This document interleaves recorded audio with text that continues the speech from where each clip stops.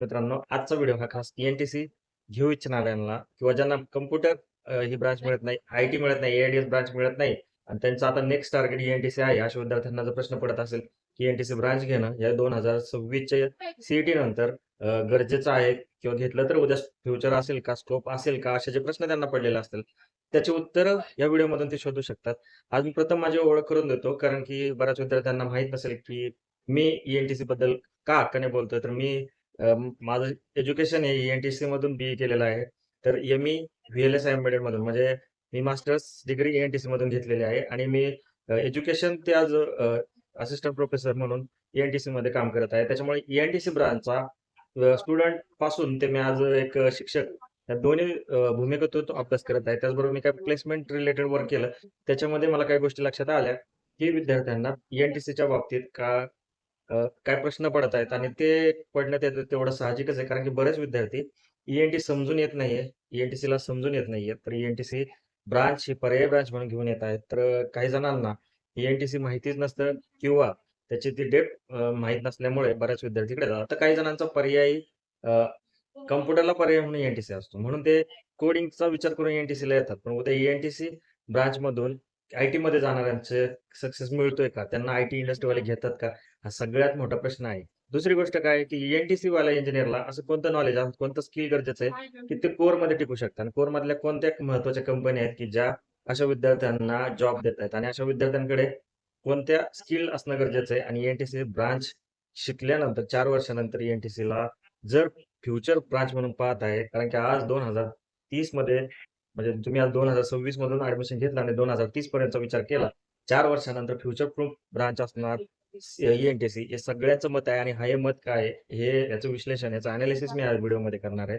खरं पाहायला गेलं तर ENTC ब्रांच तर ही एक ब्रांच अशी आहे, ज्याला इलेक्ट्रॉनिक्स टेलिकम्युनिकेशन म्हणलं जातं. याच्यामध्ये खूप साऱ्या गोष्टी शिकवल्या जातात. इलेक्ट्रॉनिक्स रिलेटेड माहिती याच्यातून मिळवली जाते. इलेक्ट्रॉनिक्स जे सेमीकंडक्टर डिव्हाइसेस असतील, वेगवेगळे चिप्स असतील, त्याच्याबरोबर कम्युनिकेशन, टेलिकम्युनिकेशन म्हणतो. या सर्वांचा अभ्यास आपण इलेक्ट्रॉनिक फर्स्ट ऑफ ऑल एक गोष्ट लक्षात घ्या, मी काही ENTCचा प्रचार करण्यासाठी, ENTCचा मोठेपणा सांगण्यासाठी किंवा ENTC ब्रांच घ्या याच्यासाठी हा व्हिडिओ बनवताय असं नाहीये. तर ENTC ब्रांचची रिॲलिटी, ENTC ब्रांचचा स्कोप, ENTC ब्रांच मध्ये असणाऱ्या गोष्टी या सांगण्यासाठी हा व्हिडिओ बनवत आहे. ENTC ब्रांचचे सब्जेक्ट आणि ENTC ब्रांच गेल्या 10 वर्षामध्ये खूप बदलत आलेली आहे. गेल्या काही वर्षात तो ENTC इंजिनिअरचा रोलही बदलत आलेला आहे. ENTC इंजिनिअर आधी जे वर्क करत होते ते काही काळामध्ये स्मार्ट टेक्नॉलॉजी आल्यामुळे, स्मार्ट थिंग्स वाढत असल्यामुळे, कारण काही वर्षापूर्वी तुम्ही पाहिलं तर फोन साधे होते. त्याच्यानंतर स्मार्टफोन आले.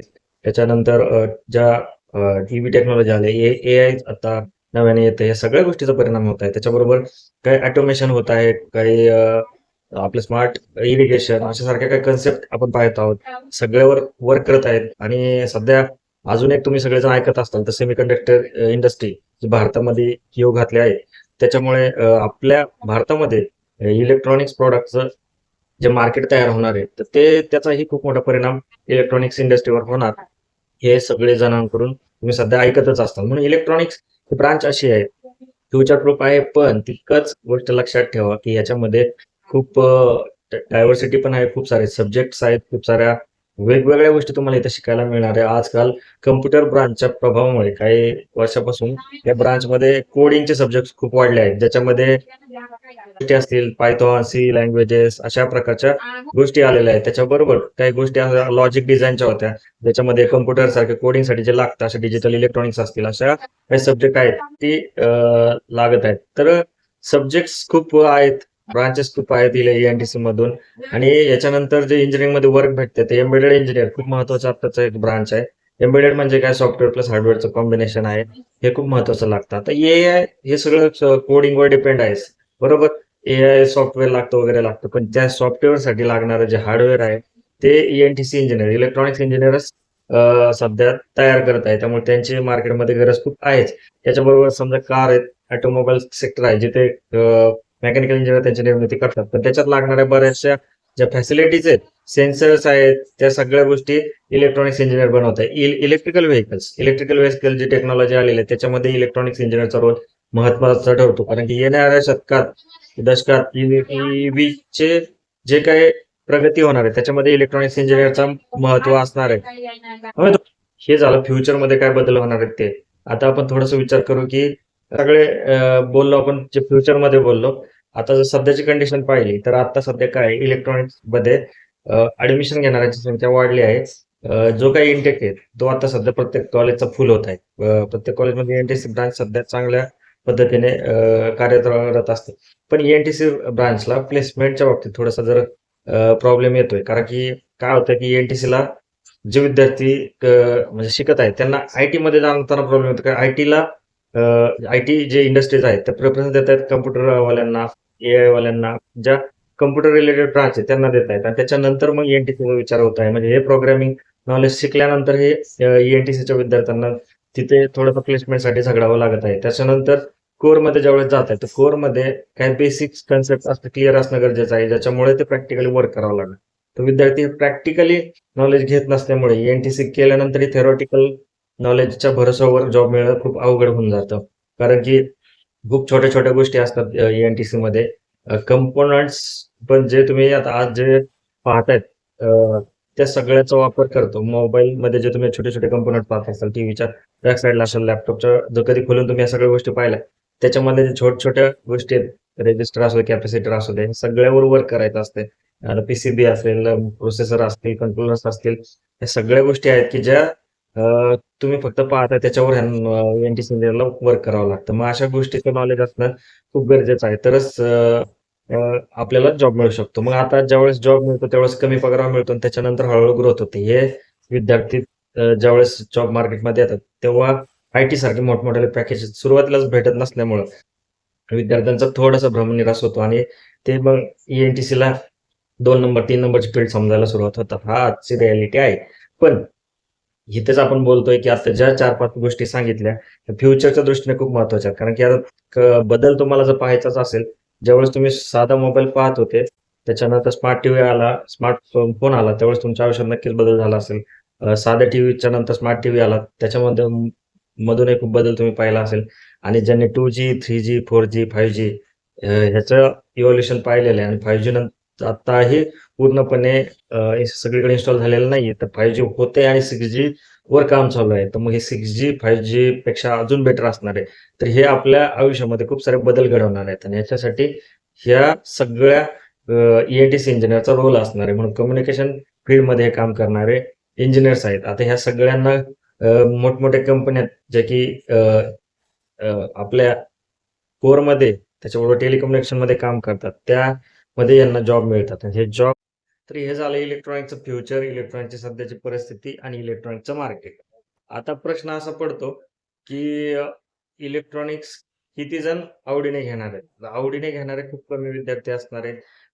मुख्य शक्यता हीच आहे, की सगळ्यांना कॉम्प्युटर, ए-एम-एल, ए-आय-डी-एस वगैरे, वगैरे ब्रांच ज्या टेक ब्रांच आहेत त्या मिळत नाहीये म्हणून ते डायरेक्टली सी-एन-टी-सीकडे शिफ्ट होतात. आता एन-टी-सीकडून शिफ्ट होताना जर ते फक्त एक नाईलाज म्हणून किंवा एक पर्यायी मार्ग म्हणून येणार असतील, तर त्यांना आवड असणार आहे का? तर शक्यता झिरोच आहे की आवड नसणार आहे. मग आवड नसताना एखादी ब्रांच घेत असेल, तर मग थोडासा विचार करण्याची गरज आहे. म्हणून आपण जो प्रश्न सुरुवातीपासून घेतो, की एन-टी-सी जर तुम्हाला घ्यायची का नाही घ्यायची?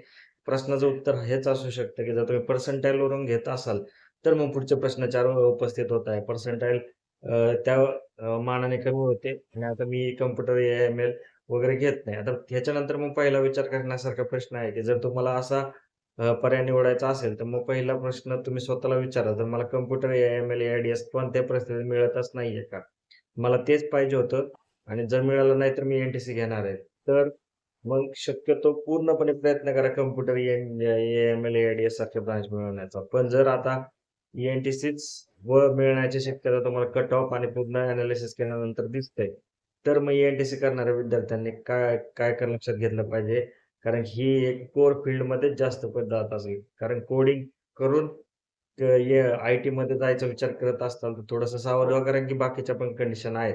मग जर तुम्ही ई-एन-टी-सी सारख्या ब्रांचला जी की कोरच ब्रांच आहे, त्याचा जर विचार करत असाल, तर तुम्हाला पहिली गोष्ट आवड किंवा त्या रिलेटेड गोष्टीचा विचार करणं गरजेचं आहे. फक्त कोडिंग मध्ये आवड असणं इनफ नाहीये. तुम्हाला प्रॅक्टिकली काही गोष्टीवर वर्क करायचं आहे. तुम्हाला अशा काही कन्सेप्ट समजून घ्यायच्या आहेत, की ज्या थोड्याशा टफ असू शकतात. अ, काही सब्जेक्ट असे असतात की डिफिकल्ट असू शकतात. ई-एन-टी-सी ब्रांचमधल्या भरपूर अशा गोष्टी आहेत की ज्या कळायला अवघड जाऊ शकतात आणि ई-एन-टी-सी केल्यानंतरही एक ट्रॅक सापडायला थोडासा वेळ लागू शकतो. तर ह्या सगळ्या गोष्टीची तयारी असेल तर तुम्ही एन-टी-सीमध्ये एंटर करायला हरकत नाही. त्याचबरोबर एन-टी-सी करणाऱ्या विद्यार्थ्यांनी कंपॅरिझनचा विषय तर सोडूनच द्या. कारण की परत पॅकेजचा विषय आला, एंट्री लेव्हलच्या पॅकेजचा विषय आला, त्याचबरोबर कोरमधल्या स्ट्रगलचा विषय आला. त्याच्यानंतर जे कंपनीमध्ये वर्क्स असतात, त्याचा विचार केला तर सगळं काही डिफरन्स राहणार आहे आणि लाईफस्टाईल असेल एन-टी-सी इंजिनिअर म्हणून तुमची जी काही ओळख असेल ती वेगळीच असणार आहे. आता ह्याच्यामधल्या सगळ्यात आता सध्या एम्बेडेड असेल, व्ही-एल-एस-आय असेल, हे ट्रेंडिंग आहेत. त्याच्याबरोबर एआयमुळेही एन-टी-सीला इंजिनिअरला महत्त्व आलेलं आहे. व्ही-एल-एस-आय एम्बेडेड काय आहे तर व्हेरी लार्ज स्केल इंटिग्रेशन आणि एम्बेडेड म्हणजेच हार्डवेअर प्लस सॉफ्टवेअर ह्या 2 पण ट्रेंडिंग ब्रांच आहे. ह्याच्यामध्ये खूप साऱ्या गोष्टी तुम्ही शिकणार आहात. कम्युनिकेशनच्या रिलेटेड म्हणलं तर तुम्हाला सिग्नल्स असतील, त्याच्याबरोबर आता जे कम्युनिकेशन रिलेटेड जे नॉलेज असेल, कॉल्स असतील, कनेक्शन असतील, नेटवर्क असेल, इंटरनेट असतील, अशा खूप साऱ्या गोष्टींमध्ये शिकण्याची आवड तुम्हाला असेल आणि ह्यामध्ये तुम्ही कारण हे सगळं आपल्या जीवनाचा भाग आहेत. इंटरनेट असतील वगैरे असतील. त्याच्यामध्ये तुम्हाला जर शिकायचं असेल, तर तुम्हाला ई-एन-टी-सी ब्रांच महत्त्वाची ठरणार आहे. म्हणून खूप येताना विचार करा आणि ई-एन-टी-सी खूप चांगली आहे. पण असं समजून जाऊ नका, की विदाऊट मेहनत मी ह्या ब्रांचमध्ये सर्व्हायव्ह करून जाईन.